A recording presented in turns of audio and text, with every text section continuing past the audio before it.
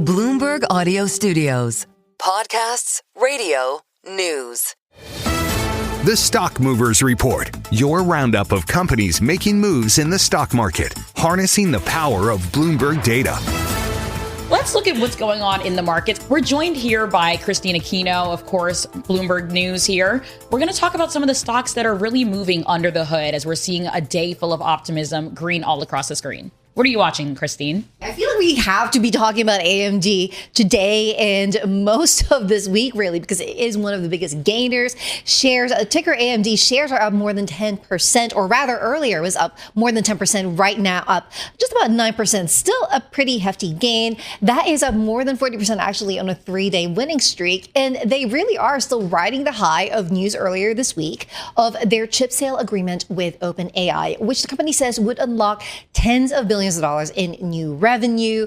Now, Bloomberg Intelligence analysts weighing in saying that it will help OpenAI diversify its chip supply, of course. And Barclays analysts also saying that rather than this being sort of a diversification play away from Nvidia, this just really shows that the ecosystem is just desperate for more computing power, more investment, and it's not a crowding out. It's actually an expansion of that ecosystem to just bring in more players. It's not a crowding out, it's just an expansion. I like the way they put that. Although I do wonder why we can't get more specifics than tens of billions of dollars in new generation of revenue, new revenue generated. I feel like that, that lack of specificity worries me a bit.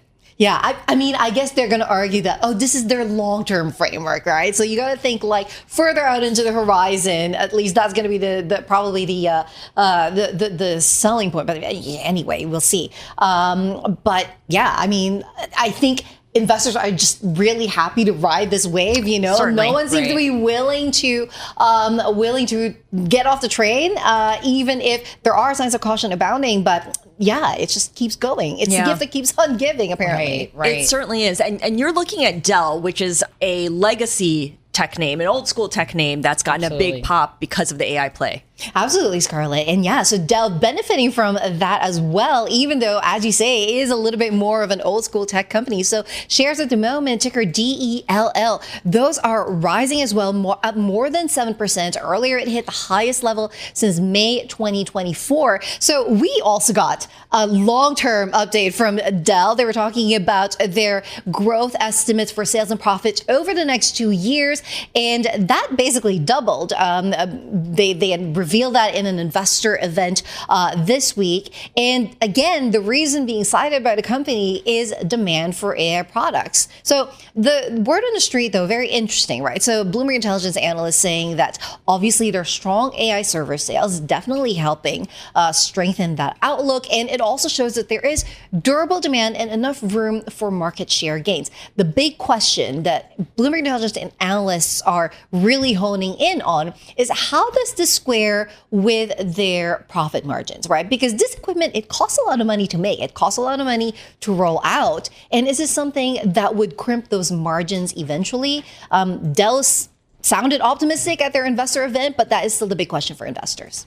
I think that's such an important point, especially after what we've learned about Oracle, right? There was that report that its profit margin in its cloud computing business. And I recognize that we're talking about different parts of the whole AI machine, but Oracle's profit margin in the cloud computing business is actually lower than what many on Wall Street had been anticipating. So as much as people are getting ahead and excited about what this means for new business, it's going to come at a cost, at least initially. Yeah, it's all going to be about the margins, Scarlett, and definitely something to watch for the earnings season. Last name that you're watching.